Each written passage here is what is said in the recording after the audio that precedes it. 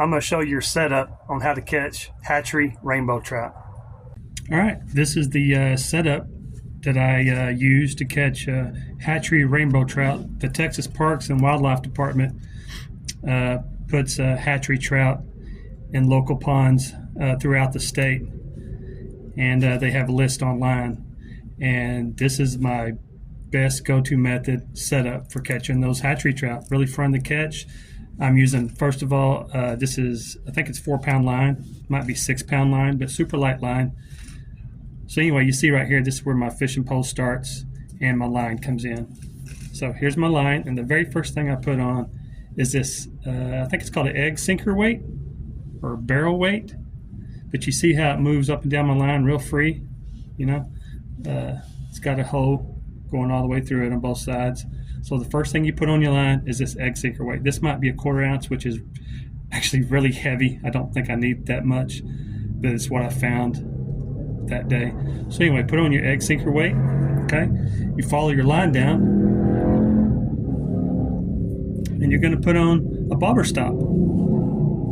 So these bobber stops, you might see them in Walmart or Academy, different places. They come in packages like this, okay? So they have like a little green bead and some thread. You just slide, first and foremost, you slide the little green bead on your line, followed by your bobber stop, your threaded bobber stop. You just tie that on there super tight, okay?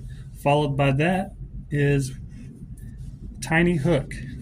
I think this might be a number 10 hook. It might be even smaller than that. It's called a cricket hook. Eagle claw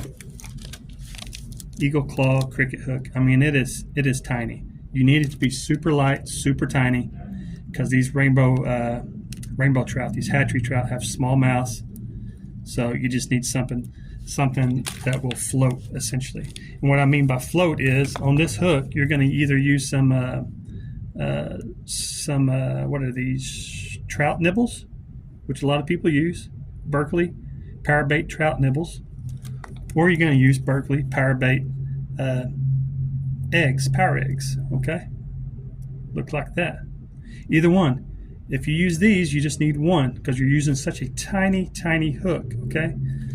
If you use the trout nibbles, you're going to need 2 of these, and what you need to do is, they're like Play-Doh. Get 2 of them, smash them up, roll them into one ball, put them on your hook, okay?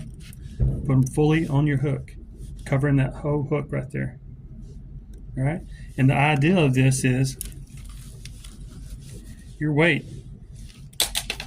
This weight is going to sink to the bottom of the pond, and then it's going to rise up. Your hook with that bait on there is going to rise up. Now, the point of the bobber stop is you can adjust this bobber stop, okay?